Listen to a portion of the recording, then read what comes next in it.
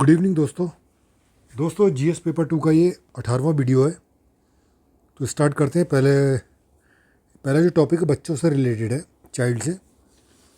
तो देश का भविष्य होते हैं इनके स्वस्थ विकास पर ही जो देश का विकास टिका हुआ है। लेकिन गरीबी और अभाव के कारण क्या होता है, इनके स्कूल के जाने के स्थान पर शारीरिक श्रम में फंस जाते हैं। फिर इनके स्वास्थ्य संबंधी समस्या, मानसिक भावनात्मक कुपोषण इत्यादि की समस्या से ये जूझने लगते हैं। ठीक, बच्चों से संबंधित मुद्दे क्या क्या हैं? बाल तस्करी। एनसीआरबी की रिपोर्ट के अनुसार प्रतिदिन 8 बच्चे बाल तस्करी में मतलब एबडक्ट किए जाते हैं, जिन्हें बाल तस्करी में भेजा जाता है। ठीक, इनका लैंगिक उत्पीड़न होता है, भिक्षावृत्ति में भेजा जाता है। 2022 में अकेले 2900 बच्चों का बाल तस्करी अपहरण किया गया बाल तस्करी के लिए, जिसमें 1190 बच्चियाँ थीं। दूसरा, बाल शोषण। राष्ट्रीय बाल अधिकार संरक्षण आयोग की अगर माने तो 55% भारतीय बच्चों के बारे में इन्होंने बताया कि 55% जो भारतीय बच्चे हैं वो किसी न किसी उत्पीड़न, किसी न किसी शोषण से उन्होंने फेस किया है। बाल विवाह, काफ़ी सुधार हुआ है इसमें, लेकिन अभी भी दुनिया में सबसे ज़्यादा जो चाइल्ड मैरिज है इंडिया में होती हैं।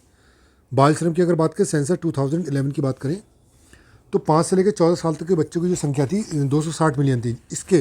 इसके अंतर्गत करीबन 4% यानी लगभग 11 मिलियन बच्चे जो थे बाल श्रम में लगे हुए थे। अब तो संख्या बहुत ज़्यादा बढ़ गई होगी। बाल स्वास्थ्य की बात करें, बाल मृत्यु दर अभी भारत में काफ़ी है। कारण इसका गरीबी, भुखमरी, कुपोषण, स्टंटिंग और waste. National family health survey ने बताया है कि जो स्टंटिंग और वेस्टिंग है, 40% बच्चे हमारे देश के स्टंटिंग या वेस्टिंग या मेल न्यूट्रिशन से पीड़ित हैं, जो कि दुनिया में सर्वाधिक हैं। उपाय की अगर बात करें तो इंटरनेशनल इनिशिएटिव कौन कौन से लिए गए हैं? पहला, बाल अधिकारों पर यूएन कन्वेंशन 1989, इस पर भारत ने हस्ताक्षर कर रखे हैं, साइन कर रखे हैं, सिग्नेटरी है भारत इसका। बाल श्रम को रोकने के लिए आईएलओ के कन्वेंशन 138 आया था, इस पर भी भारत ने हस्ताक्षर कर रखे हैं। यूनिसेफ की सेवाएं भारत लेता है, उसको में सहयोग भी देता है। ठीक है। संवैधानिक प्रावधान, आर्टिकल 21 6 से 14 बच्चों की राइट टू एजुकेशन। आर्टिकल 24 तो स्पेसिफिकली बच्चों के बारे में दिया गया है कि उनको 14 साल से कम बच्चों को, जो 14 साल तक के बच्चे होते हैं ना, उनको किसी भी खतरनाक उद्योग में सम्मिलित करने से उसमें रोकने की बात की गई है। आर्टिकल 45 चाइल्ड केयर की बात की गई। राज्य प्रावधान करेगा कि चाइल्ड केयर के लिए, बच्चों के देखभाल के लिए नियम बनाए। ठीक, विधिक प्रयास, पीसीपीएनडीटी एक्ट 1994 भ्रूण के लिंग जांच पर रोक लगाता है, कन्या भ्रूण हत्या को रोकने के लिए। बाल श्रम निषेध अधिनियम 1980, किशोर न्याय बच्चों की देखभाल एवं संरक्षण एक्ट अधिनियम 2015, बाल अपराध और गोद लेने की प्रक्रिया के बारे में इसमें प्रावधान दे रखे हैं, बाल अपराध को रोकने और गोद लेने की प्रक्रिया। बाल विवाह निषेध अधिनियम 2006, यौन अपराधों के से बच्चों का संरक्षण यानी पॉक्सो एक्ट जो 2012 अधिनियम 2012 है, जो बच्चों को जो यौन अपराध होते हैं उनसे सुरक्षा प्रदान करता है। तो इतने सारे विधिक प्रावधान किए गए हैं। संस्थागत प्रयास क्या किए गए हैं? राष्ट्रीय बाल अधिकार संरक्षण आयोग है ना, जो 0 से लेकर 18 साल तक के बच्चों के संरक्षण हेतु प्रयास करता है। केंद्रीय दत्तक संसाधन प्राधिकरण कारा, ये बच्चों को गोद लेने के लिए एक नोडल एजेंसी है ना। राष्ट्रीय जन सहयोग एवं बाल विकास संस्थान, तो ये संस्थागत प्रयास है। कार्यक्रम कौन कौन से चलाए गए? आईसीडीएस हम जानते हैं, बच्चों और गर्भवती महिलाओं के लिए एक सर्वांगीण विकास के लिए। एकीकृत बाल सुरक्षा कार्यक्रम, समग्र शिक्षा अभियान, पूर्व माध्यमिक तथा उच्चतर माध्यमिक गुणवत्तापूर्ण इनमें जो क्वालिटी वाली एजुकेशन प्रोवाइड कराना। एमडीएम मिड डे मील योजना, बच्चों में पोषण को सुधार के लिए। सक्षम आंगनबाड़ी और पोषण 2.0, कुपोषण से बच्चों में कुपोषण से लड़ने के लिए। मिशन वात्सल्य, बाल विकास और उनका संरक्षण के लिए। इसका मोटो क्या है? Leave no child behind. राष्ट्रीय स्वास्थ्य मिशन, बाल स्वास्थ्य एवं पोषण से ये डील करता है। सर्व शिक्षा अभियान, शिक्षा की बात हो गई। सुकन्या समृद्धि, बेटी बचाओ बेटी पढ़ाओ जो कार्यक्रम है उसका हिस्सा है। इसमें लघु बचत स्कीम वगैरह इसके माध्यम से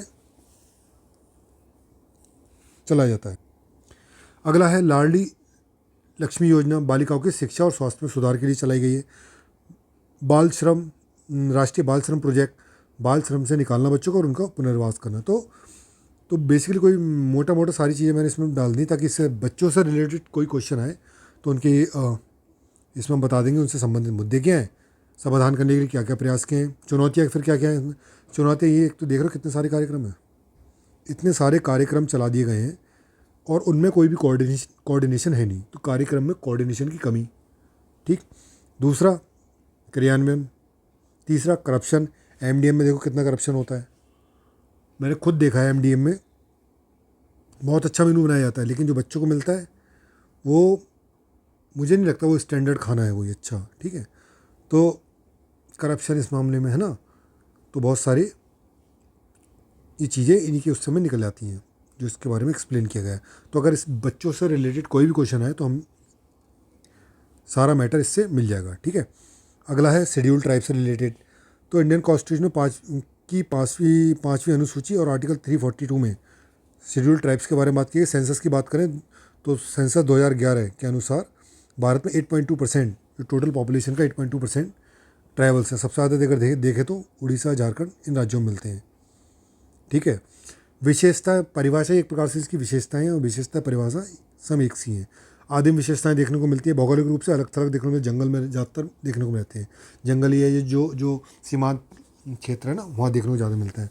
बाहरी दुनिया से इनका संपर्क बहुत कम होता है, ये लगभग कटा होता है। इनकी विशेष संस्कृति और परंपरा देखने को मिलती है। आर्थिक रूप से पिछड़ापन बहुत बड़ी एक इनकी विशेषता है। क्षेत्र की बात करें तो भारत में पूर्वोत्तर भारत, इन क्षेत्र में कॉन्सेंट्रेशन ज़्यादा है और मध्य भारत में कॉन्सेंट्रेशन इनका ज़्यादा है ट्राइबल्स का। ठीक है। मुद्दे क्या हैं, अगर मुद्दे की बात करें तो नॉर्थ ईस्ट के जो मुद्दे हैं ट्राइबल्स के और सेंट्रल इंडिया में जो ट्राइबल्स हैं, इनके मुद्दे बहुत अलग हो जाते हैं। तो कॉमन इसमें बताने की मैंने कोशिश करी है मुद्दे क्या है। ठीक है। जैसे जो जो जो तुम्हारे ट्रेडिशनल इशू है वो तो है ही, उसके अलावा जो हो सकते हैं वो ही है। स्वामित्व इनका लगातार घटता जा रहा है। किस पर स्वामित्व घटता जा रहा है? जंगल जमीन पर्वत, है ना। जैसे अभी हंसदो जो वन क्षेत्र काटा जा रहा है, लोग वहाँ पे ट्राइबल जबकि विरोध कर रहे हैं।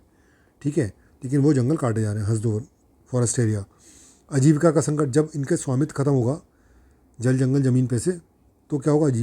आजीविका का संकट आएगा। कोई कौशल इनके पास है नहीं, कोई जो आधुनिक जो तुम्हारे मॉडर्न स्किल, ये कोई इनके पास है नहीं। जो इनकी ट्रेडिशनल स्किल है इनके पास, तो वही ट्रेडिशनल स्किल है, लेकिन वो ट्रेडिशनल स्किल प्रोडक्टिविटी बहुत कम है। दूसरा, उसके अपग्रेडेशन का कोई भी फैसिलिटीज़ गवर्नमेंट ने की नहीं है। तो इस प्रकार से क्या होगा? इनकी आजीविका संकट आ जाएगी। दूसरे, इनको अगर मॉडर्न मतलब कोई स्किल देना चाहें तो कैसे दे पाएंगे? क्योंकि इनमें एजुकेशन तो बहुत कम है, एजुकेशन लेवल बहुत कम है। तो ये सारी इस कारण क्या होता है, इनके पास जो आजीविका का संकट है वो उत्पन्न हो जाता है। विस्थापन और पुनर्वास की समस्या, जब जल जंगल ज़मीन से छीने जाएंगे तो कहाँ जाएंगे? जैसा औद्योगिक क्षेत्र, हंसदो फॉरेस्ट क्यों काटा जा रहा है? क्योंकि इंडस्ट्री के लिए, है ना। अब यहाँ से इनका पलायन होगा। या कोई विकासात्मक परियोजना जैसे सरदार सरोवर बांध, है ना, तो यहाँ से जब कोई जंगल में कोई डेवलपमेंट प्रोजेक्ट आता है तो इनका विस्थापन और पुनर्वास जैसे संबंधित समस्या होती है। शोषण, प्राकृतिक संसाधन इनसे छीने जा रहे हैं। साथ ही ऋण जाल, जो अधिकतर जो ट्राइबल्स हैं, जो जो इनफॉर्मल ऋण व्यवस्था है ना, क्रेडिट देने की व्यवस्था, उसमें फंसे हुए हैं। ठीक है। पहचान का संकट है।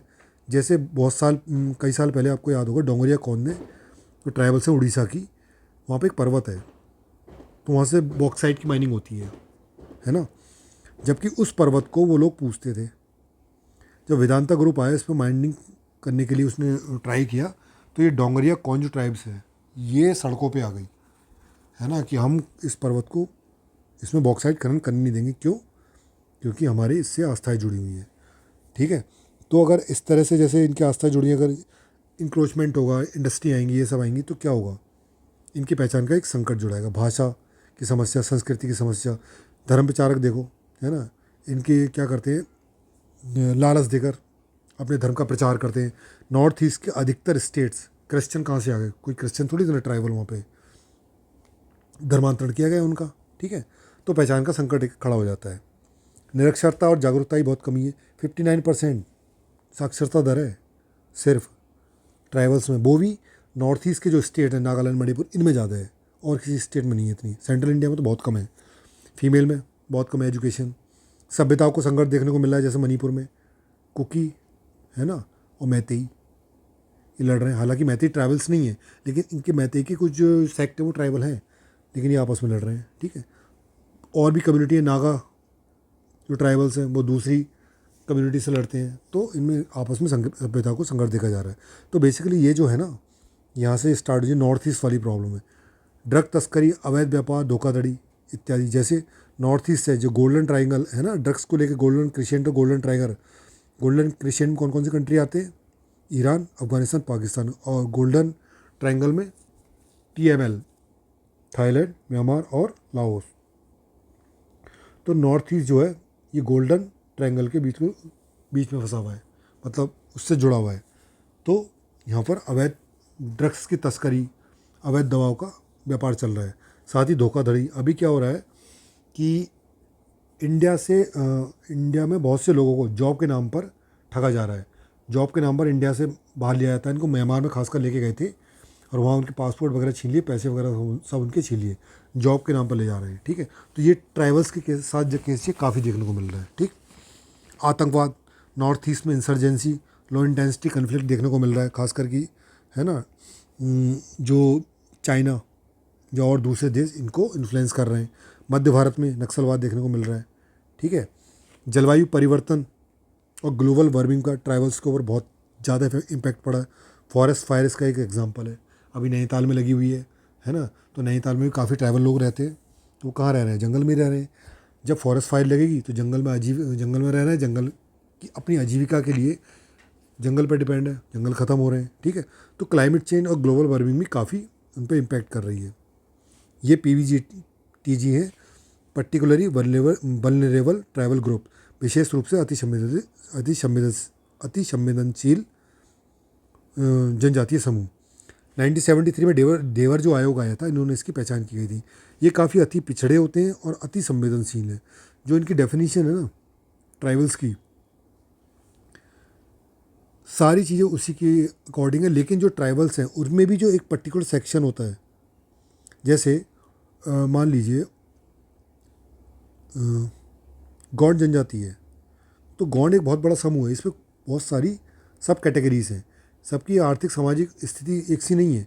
इसमें भी कोई जो सेक्ट है बहुत ज़्यादा पिछड़े हुए और बहुत ज़्यादा संवेदनशील है, उनको PVTG के अंतर्गत रखा जाता है। ठीक है, उपाय, संवैधानिक प्रावधान है ये आर्टिकल 46, आर्टिकल 243, पंचायत में 1/3 इनको रिजर्वेशन दिया गया है। आर्टिकल 275 अनुदान ST क्षेत्रों के लिए। आर्टिकल 330 लोकसभा में सीट रिजर्व की गई है। आर्टिकल 337 लेजिस्लेटिव असेंबली में इनको सीट रिजर्व की गई हैं। ठीक है, आर्टिकल 350 मातृभाषा में प्रारंभिक शिक्षा। आर्टिकल 338A 89 जो कमेंडमेंट किया गया था, national council for scheduled tribe, इनके लिए एक आयोग बनाया गया। ठीक है, समितियाँ बनाई गई। देवर समिति आई थी 1960 में, आई थी, शिक्षा और मिड डे मील की इन्होंने बात करी थी इसमें। शासा कमेटी समिति आई थी ये, जो ट्राइबल्स लोग हैं उनके ओवरऑल कल्याण की इन्होंने बात की। ट्राइबल काउंसिल का सशक्तिकरण की बात करी इन्होंने। मुंगेका समिति है ना, जो ट्राइबल्स एरिया इनमें ग्राम सभा, शक्ति का विकेंद्रीकरण इत्यादि की बात इन्होंने करी। भूमि कानून की इन्होंने बात करी। तो ये इससे मेन जो है 3 समितियाँ इनसे जुड़ी हुई हैं ट्राइबल्स के वेलफेयर से रिलेटेड। वैधानिक उपाय क्या किए गए? शेड्यूल कास्ट और शेड्यूल ट्राइब अत्याचार निषेध अधिनियम, फॉरेस्ट राइट एक्ट 2006 में आए थे ये, ट्राइबल्स और अन्य पारंपरिक वनवासी कानून। ठीक है, पेशा एक्ट है ना 1996 में आया। संस्थागत उपाय क्या किए गए? National council for scheduled tribes की स्थापना की गई। राष्ट्रीय अनुसूचित जनजाति वित्त एवं विकास कॉरपोरेशन ट्राइफेड की स्थापना, ताकि बाजार प्रोत्साहन के माध्यम से ट्राइबल्स का सामाजिक आर्थिक विकास किया जा सके। कार्यक्रम बहुत से चलाए गए, कार्यक्रम नीतियाँ। शिक्षा सशक्तिकरण के लिए एकलव्य मॉडल स्कूल है ना, एकलव्य मॉडल आवासीय स्कूल, रेजिडेंसी स्कूल है ये। जनजातीय क्षेत्रों में स्कूलों का डिजिटल ट्रांसफॉर्मेशन किया गया। पोस्ट मैट्रिक छात्रवृत्ति, उच्च शिक्षा के लिए छात्रवृत्ति। आर्थिक सशक्तिकरण, इकोनॉमिक इनका एम्पावरमेंट के लिए PM वन धन योजना, वन उत्पादों के प्रयोग से सतत जीवन यापन को बढ़ावा देना। वन बंधु कल्याण योजना, व्यवसायिक प्रशिक्षण केंद्र ट्राइबल्स एरिया में स्थापना की गई है। ठीक है, तो ये सारे प्रोग्राम की चुनौती की बात करें, चुनौती क्या है? यही सब चुनौतियाँ जो इनके प्रोग्राम चलाए गए। इतने सारे प्रोग्राम चल रहे हैं, इनमें कहीं भी कोऑर्डिनेशन नहीं है। अगर इनका इम्प्लीमेंटेशन वीक है, ठीक है, करप्शन इसमें देखने को मिलता है। ठीक है, जो स्पेसिफिक ट्राइब्स हैं उनके स्पेसिफिक चुनौतियाँ हैं। जैसे जो लद्दाख में रहने वाली ट्राइब है उसकी आवश्यकताएं अलग है, और नॉर्थ ईस्ट में रहने वाली ट्राइब्स हैं उनकी आवश्यकताएं अलग हैं, और वहीं सेंट्रल इंडिया में रहने वाली जो ट्राइब्स हैं उनकी आवश्यकताएं अलग हैं। लेकिन सभी के इन्होंने क्या एक एक समान पॉलिसी बना दी है। ठीक है, बाकी गरीबी, बेरोजगारी, ये सारी चीज़ें हम लोग कॉमन चुनौतियाँ हैं उसमें अभी भी। वे फॉरवर्ड की बात करें, वे फॉरवर्ड सबसे बाकी सब चीज़ तो लिखनी है, लेकिन मेन चीज़ जो है शासन समिति है। इसकी रिकमेंडेशन बहुत बढ़िया थी। जैसे ट्राइबल काउंसिल का सशक्तिकरण, सामाजिक आर्थिक लाभों को इनके साथ साझा करना, भूमि सुधार, खास करके भूमि सुधार करना, खास करके जो भूमि का स्वामित्व है ना वो ट्राइबल महिलाओं को देना। ट्राइबल क्षेत्र में ट्राइबल शिक्षकों की ही नियुक्ति करी जाए, खासकर जो स्थानीय लेवल, जो लोकल लेवल है वहीं से लिए जाएँ, ताकि वो जो उनको पढ़ाएं ना बच्चों को, ट्राइबल्स बच्चों को मातृभाषा में ही पढ़ाएं। ट्राइबल के अधिकारों को संरक्षण। ठीक है, तो ये वे फॉरवर्ड में इनके शासक समिति की जो रिकमेंडेशन है वो लिख देंगे। ठीक, अगला टॉपिक है स्वास्थ्य क्षेत्र, मतलब स्वास्थ्य क्षेत्र। तो स्वास्थ्य क्षेत्र बेसिकली जानते हैं क्या क्या चुनौती है उसमें, वो देख लेते हैं। इसी के आधार पर हम लोग इसमें अपना कोई क्वेश्चन आता है उसमें लिख देंगे। ठीक है, जैसे कम व्यय किया जाता है। जीडीपी का देखा जाए तो इंडिया में 2023 का जो बजट पेश किया गया था, तो जीडीपी का मात्र 2.1% हम लोग अपना हेल्थ पर खर्च करते हैं, जबकि यूएसए में 16%, चाइना में 6% के बराबर खर्च करते हैं। ठीक, बुनियादी ढांचे की समस्या, बुनियादी ढांचा जैसे हॉस्पिटल्स नहीं है। ठीक है, उनमें जो व्यवस्थाएं होती हैं मशीन वगैरह वो नहीं है। फॉर एग्जांपल बेड की अगर बात करें, भारत में 1,000 व्यक्तियों पर 0.5 की बेड उपलब्ध है। चाइना में 4.3 है 1,000 लोगों पर, जबकि यूरोपियन यूनियन में 4.6 है ना। तो बुनियादी ढांचे की समस्या। स्वास्थ्य बीमा 80%, अभी एक रिपोर्ट बताती है 80% भी अभी भारतीय है ना। ICMR, Indian council of medical research, ये बताती है कि भारत में अभी भी 80% लोग हैं उनके पास हेल्थ इंश्योरेंस नहीं है, जबकि हेल्थ सेक्टर में FDI को गवर्नमेंट ने बढ़ावा दिया है। PM जन आरोग्य योजना, ताकि हेल्थ कवर लोगों को दिया जा सके। महंगा इलाज, खास करके जो निजी क्षेत्र के अस्पताल हैं उनमें काफ़ी महंगा ट्रीटमेंट होता है। और देखा जाए तो गवर्नमेंट की जो हेल्थ सर्विसेज हैं वो अभी बहुत कम है। आज स्थिति ये है कि 72% लगभग 72% ग्रामीण प्राइवेट स्वास्थ्य सेवाएं ले रहे हैं, और शहरी क्षेत्र में लगभग 80% लोग जो हैं निजी क्षेत्र की स्वास्थ्य सेवाएं ले रहे हैं। जबकि रिपोर्ट ये बता रही है कि जो निजी क्षेत्र का जो ट्रीटमेंट है ना, इलाज है, वो इतना महंगा है कि इससे लाखों लोग हर साल BPL बन जाते हैं, BPL श्रेणी में आ जाते हैं। ठीक है, तो इससे निपटने के लिए आयुष्मान भारत स्कीम लाई गई। मेडिकल कॉलेजों की संख्या बढ़ाई गई। 2014 में 387 थे, आज 710 इंडिया में मेडिकल कॉलेज हैं। ठीक है, भुखमरी और पोषण सुरक्षा, ये भारत में ग्लोबल हंगर इंडेक्स 2023 की रिपोर्ट देखें तो भारत की जो रैंक है 125 देशों में 111वीं रैंक है। ठीक है, WHO कहता है WHO ने बताया कि दुनिया में सर्वाधिक स्टंटिंग और वेस्टिंग वाले जो लोग हैं वो इंडिया में हैं। जो बच्चे हैं स्टंटिंग और वेस्टिंग यानी बौनेपन और ठिकनेपन से जो पीड़ित बच्चे सबसे ज़्यादा, उसकी संख्या भारत में है। इसके लड़ने के लिए कार्यक्रम चलाए गए, जैसे मिड डे मील कार्यक्रम हो गया, पोषण 2.0 कार्यक्रम चलाए गए हैं। ठीक है, सुधार की अगर बात करें तो सुधार एक मेन जो हमने तरक्की करी है, मेन इसमें करी है कि जो जनसंख्या चिकित्सक अनुपात है, यानी पॉपुलेशन डॉक्टर का जो हमारा रेशियो है वो अच्छा है। WHO ने बताया 1,000 पे 1 डॉक्टर होना चाहिए, तो इस टाइम हमारे पास 834 डॉक्टर, मतलब 834 लोगों पर 1 डॉक्टर उपलब्ध है, जो काफ़ी सही है। ठीक है, तो ये हो गया हमारा स्वास्थ्य क्षेत्र से संबंधित चीज़ें, कुछ डेटा है ना। अब देखते हैं आर्थिक न्याय क्या होता है। आर्थिक न्याय का मतलब होता है समाज के भीतर संसाधनों, अवसरों और लाभों का उचित व समान वितरण। आर्थिक न्याय से ही सामाजिक न्याय सुनिश्चित होगा। सामाजिक न्याय ही जब होगा तब आर्थिक न्याय सुनिश्चित होगा। ठीक, कदम क्या उठाए गए हैं? प्रगतिशील कराधान, जो प्रोग्रेसिव टैक्सेशन है ना, जैसे जैसे आय बढ़ती आती है टैक्स की दर बढ़ती जाती है, वो लगाया गया। शिक्षा के सबको समान अवसर उपलब्ध कराए गए। शिक्षा एक मात्र ऐसा टूल है जो गरीब का जो BCS साइकिल है ना उसको तोड़ सकता है। राइट टू एजुकेशन लेके आए हम लोग, सार्वभौमिक शिक्षा अभियान, बेटी बचाओ बेटी पढ़ाओ, ये सारी योजना, वित्तीय समावेशन है ना, इसको बढ़ावा देने की जनधन योजना लेके आए, CSR लेके आए हैं, ताकि जो प्राइवेट सेक्टर है वो अपने लाभ का कुछ हिस्सा सोशल डेवलपमेंट में लगाए। ठीक, स्किल डेवलपमेंट किया गया, इसके लिए कौशल विकास कार्यक्रम लेके आए, किफ़ायती आवास के लिए PM आवास योजना लेके आए हैं, रोजगार कार्यक्रम जैसे मनरेगा वगैरह, उद्यमशीलता बढ़ाने के लिए startup stand up programme, BBB model लेके आए हम लोग, है ना, योजनाओं को निर्माण के लिए। ठीक है, तो ये हो गया सामाजिक आर्थिक न्याय। अगला जो टॉपिक्स है ग्रामीण गरीबी दूर करने के प्रयास। तो ग्रामीण गरीबी है, दो प्रकार से हम दूर कर सकते हैं, एक तो आय के स्रोत बढ़ा दिए हैं, दूसरे खर्च को कम कर दिया जाए। तो यही ग्रामीण क्षेत्र में किया गया। ग्रामीण क्षेत्र में आय के स्रोत बढ़ाने के लिए प्रयास किया, मनरेगा का अच्छा इम्प्लीमेंटेशन किया गया। राष्ट्रीय ग्रामीण आजीविका मिशन चलाया गया ताकि सेल्फ हेल्पिंग ग्रुप के माध्यम से कौशल विकास और वित्तीय सहायता उपलब्ध कराई जा सके लोगों को। दीनदयाल उपाध्याय ग्रामीण कौशल योजना चलाई गई।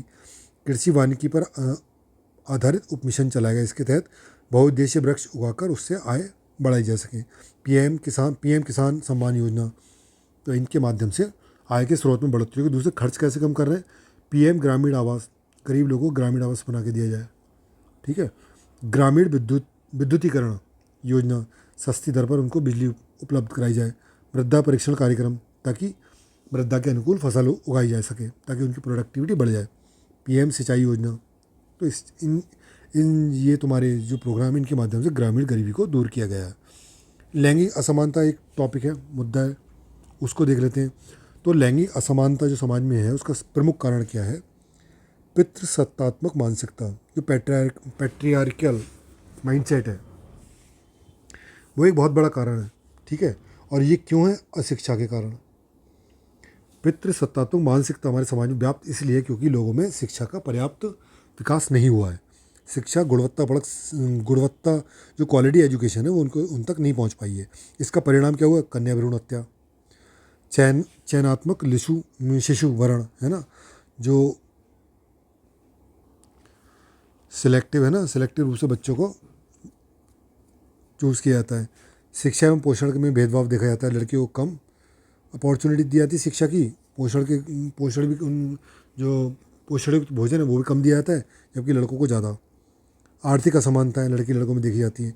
लैंगिक अपराध प्लस असमान वेतन, ये सारी समस्याएं उत्पन्न होती हैं, किससे, जो पितृसत्तात्मक माइंडसेट है उससे।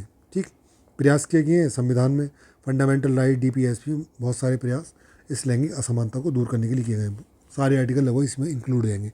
विधिक प्रयास, राष्ट्रीय महिला आयोग की स्थापना की, घरेलू हिंसा के विरुद्ध संरक्षण अधिनियम 2005, विशाखा दिशा निर्देश, मातृत्व लाभ अधिनियम 1961 और 2017, है ना, तो ये विधिक प्रयास किए गए हैं। कार्यक्रम देखा, जेंडर बजट लाया जाता है। अब महिलाओं के सशक्तिकरण के लिए बहुत सारे कार्यक्रम चलाए गए, उनका मेंशन कर सकते हैं, मोटा मोटा स्टैंड अप कार्यक्रम, बेटी बचाओ बेटी पढ़ाओ, है ना, इस टाइप के कार्यक्रम चलाए गए। अब इसी से जुड़ा हुआ एक टॉपिक है वुमेन एम्पावरमेंट में बेटी बचाओ बेटी पढ़ाओ की भूमिका।